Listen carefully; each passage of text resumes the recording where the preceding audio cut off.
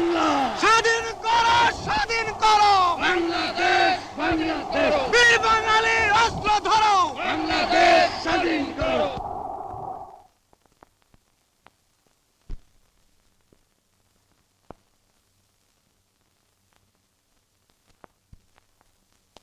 স্বাধীন বাংলার জাতির পিতা, স্বাধীন বাংলার জাতির পিতা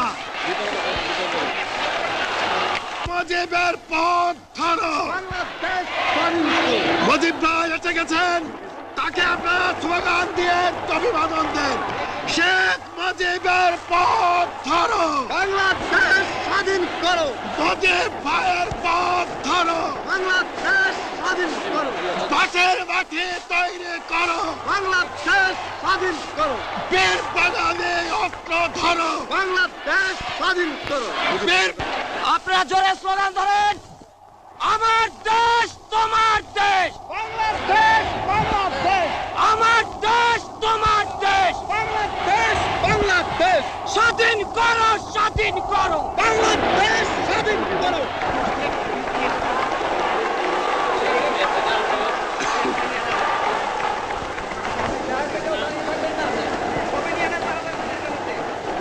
ভাইরা আমার, আজ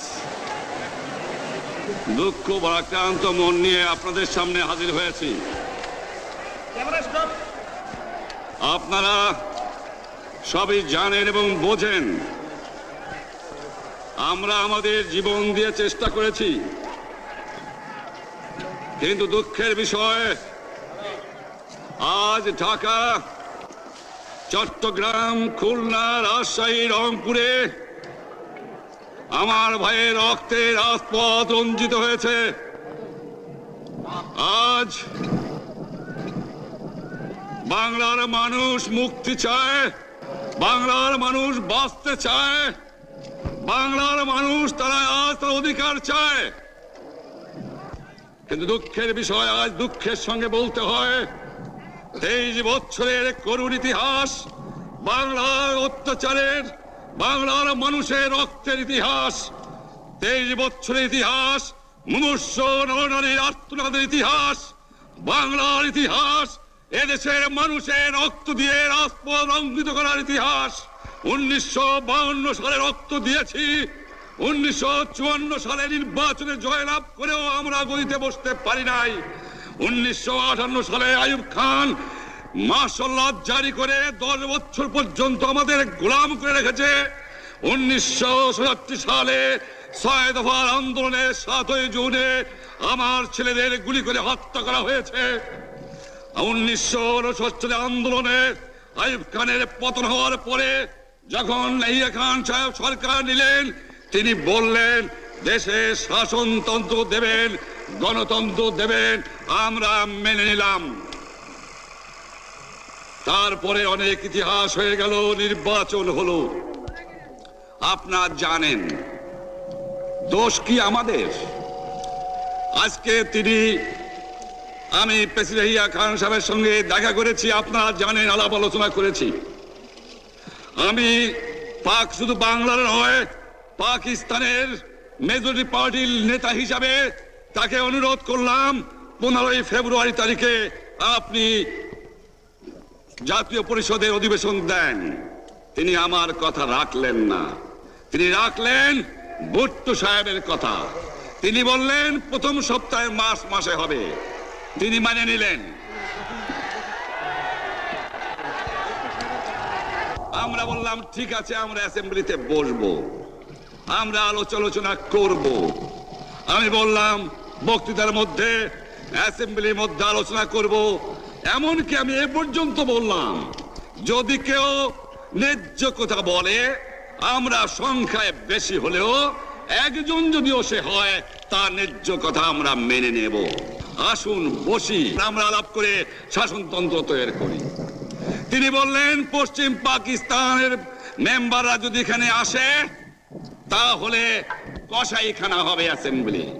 যদি কেউ অ্যাসেম্বলিতে আসে তাহলে পেশোয়ার থেকে করাচি পর্যন্ত দোকান জোর করে বন্ধ করা হবে, তারপরেও যদি কেউ আসে তাকে সন্ন্যাসার করা হবে। আমি বললাম অ্যাসেম্বলি চলবে। তারপরে হঠাৎ 1 তারিখে অ্যাসেম্বলি বন্ধ করে দেওয়া হলো। কি পেলাম আমরা? যে আমার পয়সা দিয়ে অস্ত্র কিনেছি বহিঃশত্রু আক্রমণ থেকে দেশকে রক্ষা করার জন্য, আজ সেই অস্ত্র ব্যবহার হচ্ছে আমার দেশের গরিব দুঃখী নিরস্ত্র মানুষের বিরুদ্ধে। তার বুকের উপরে হচ্ছে গুলি। আমরা পাকিস্তানের সংখ্যাগুরু, আমরা বাঙালিরা যখনই ক্ষমতায় যাওয়ার চেষ্টা করেছি, যখনই এদেশের মালিক হবার চেষ্টা করেছি, তখনই তারা আমাদের উপর ঝাঁপিয়ে পড়েছেন। তারা আমাদের ভাই। আমি বলেছি তাদের কাছে এই কথা যে আপনারা কেন আপনার ভাইয়ের বুকে গুলি মারবেন?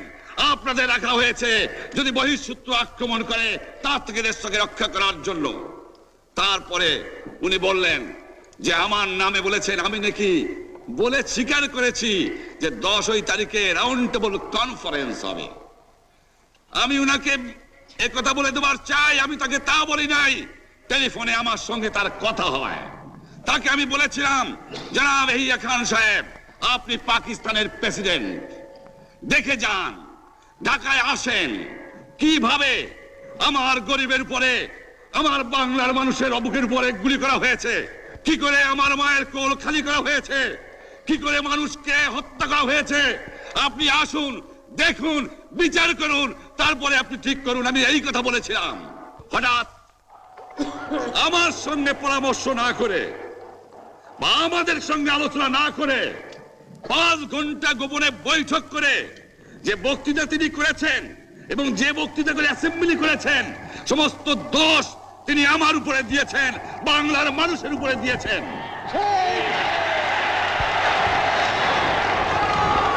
আমি পরিষ্কার মিটিংয়ে বলেছি যে এবারের সংগ্রাম আমার মুক্তির সংগ্রাম, এবারের সংগ্রাম স্বাধীনতার সংগ্রাম। আমার 25 তারিখে অ্যাসেম্বলি কল করেছে, রক্তের দাগ শুকায় নাই। আমি 10 তারিখে বলে দিয়েছি যে ওই শহীদের রক্তের উপর দিয়ে পাড়া দিয়ে আরটিসিতে মুজিবুর রহমান যোগদান করতে পারে না। অ্যাসেম্বলি কল করেছেন, আমার দাবি মানতে হবে। প্রথম, সামরিক আইন মার্শাল ল উড্র করতে হবে।